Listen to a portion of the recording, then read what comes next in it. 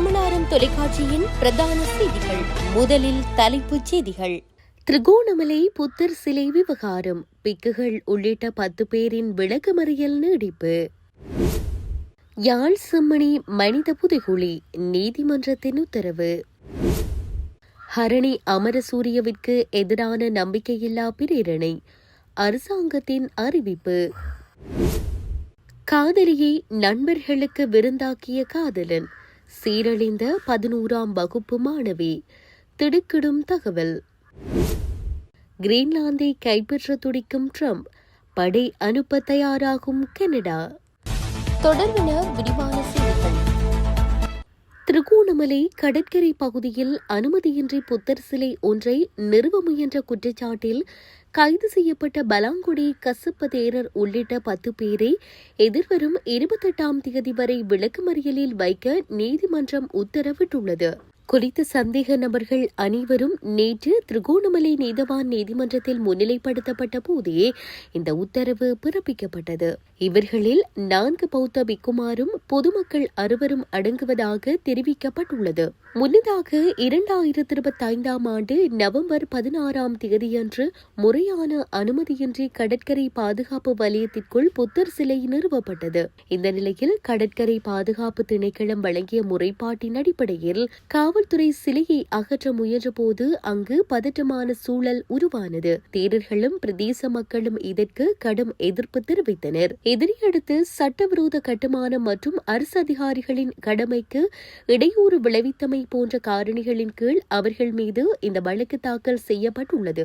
நேற்று வழக்கு விசாரணைக்கு எடுத்துக் கொள்ளப்பட்ட போது நீதிமன்ற வளாகத்தில் பெருமளவான மக்கள் திரண்டிருந்தனர். இதனால் ஏற்படக்கூடிய அசம்பாவிதங்களை தவிர்க்கும் பொருட்டு நூற்றுக்கணக்கான காவல்துறை உத்தியோகத்தர்கள் ஈடுபடுத்தப்பட்டு பாதுகாப்பு பலப்படுத்தப்பட்டிருந்ததாக தெரியவந்துள்ளது. யாழ்ப்பாணம் செம்மணி மனித புதைகுழி அகழ்வு நடைபெறும் அரியாலை சிதுபாதி இந்து மயானத்தின் நிலத்தோற்றத்தில் எந்த மாற்றத்தையும் செய்யக்கூடாது என்றும் அவ்வாறு ஏதும் செய்வதாயின் நீதிமன்ற அனுமதி அவசியம் எனவும் மன்றினால் அறிவிக்கப்பட்டுள்ளது. செம்மணி மனித புதைகுழி தொடர்பான வழக்கு யாழ்ப்பாண நீதவான் நீதிமன்றத்தில் நீதவான் எஸ் லெனின்குமார் முன்னிலையில் நேற்று எடுத்துக் கொள்ளப்பட்ட நிலையில் களவிஜயம் மேற்கொள்ளப்பட்டது. குறித்த பகுதியில் ஏற்கனவே இருந்த வீதிக்கு மேலாக அதனை நல்லூர் பிரதேச சபையினை செப்பனிட்டமை அவதானிக்கப்பட்டது. குறித்த விடயம் சட்டத்தரணிகளால் நீதவானின் கவனத்திற்கு கொண்டுவரப்பட்டது. அதனைத் தொடர்ந்து குறித்த பகுதியில் எந்தவிதமான அபிவிருத்தியும் செய்வதற்கான அனுமதியும் கொடுக்கக்கூடாது எனவும் முழுமையான அகழ்வு பணிகள் பூர்த்தியாகும் வரை நிலத்தோற்றத்தில் மாற்றம் செய்யக்கூடாது என்றும் இதில் எதிர்வரும் காலத்தில் எதுவாக இருந்தாலும் நீதிமன்றத்தின் அனுமதி அவசியம் என சட்டத்திறனிகளால் வலியுறுத்தப்பட்டது. அதனை ஏற்றுக்கொண்ட யாழ்ப்பாண நீதவான் நீதிமன்ற நீதவான் எஸ் லெனின்குமார் குறித்த விடயத்தை கவனம் செலுத்தி எதிர்காலத்தில் செயற்பட உத்தரவிட்டார். இலங்கையில் நிலவும் குளிர் காலநிலையுடன் பல வைரஸ் நோய்கள் பரவுவதில் அதிகரிப்பு ஏற்பட்டுள்ளதாக சுகாதார அதிகாரிகள் தெரிவித்துள்ளனர். இந்த நோய்கள் குறிப்பாக இளம் சிறுவர்களிடையே பரவலாக காணப்படுவதாக கம்பஹா வைத்தியசாலையின் சிரேஷ்ட வைத்திய அதிகாரி வைத்தியர் ரவீந்திர உடகமைக்கே குறிப்பிட்டுள்ளார். குளிர் மற்றும் வறண்ட வானிலை பல்வேறு வைரஸ் தொற்றுகள் விரைவாக பரவுவதற்கு பங்களிக்கின்றன. இது பிரதானமாக மேல் சுவாச குழாயை பாதிக்கிறது. எனவே காய்ச்சல், இருமல், சளி, தொண்டைவலி, கடுமையான தலைவலி, தசைவலி, வாந்தி மற்றும் வயிற்றுப்போக்கு ஆகிய அறிகுறிகள் 3 நாட்களுக்கு மேல் நீடித்தால் அல்லது நோயாளிகள் சுவாசிப்பதில் சிரமத்தை அனுபவித்தால் உடனடியாக மருத்துவ உதவியை நாட வேண்டும் என்றும் அவர் மேலும் அறிவுறுத்தினார். இதற்கிடையில் நாடு முழுவதும் காற்றின் தரளவு தற்போது குறைவாகவே இருப்பதாக மத்திய சுற்றுச்சூழல் ஆணையம் குறிப்பிட்டுள்ளது. அடுத்த 2 நாட்களுக்குள் நிலைமை மேம்பட்டு குறையும் என்று எதிர்பார்க்கப்படுவதாக மத்திய சுற்றுச்சூழல் ஆணையம் செய்தி தொடர்பாளர் அஜித் குணவர்த்தன தெரிவித்தார்.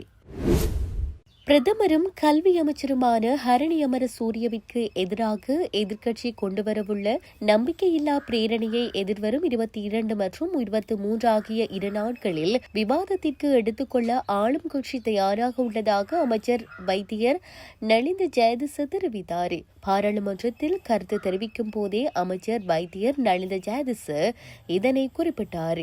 அதற்கு எதிர்க்கட்சி தயாராக இல்லாவிடில் கல்வி சீர்திருத்தங்கள் தொடர்பான சபை ஒத்திவைப்பு விவாதத்தை எதிர்வரும் வியாழன் மற்றும் வெள்ளிக்கிழமைகளில் நடத்த முடியும் எனவும் அமைச்சர் தெரிவித்தார்.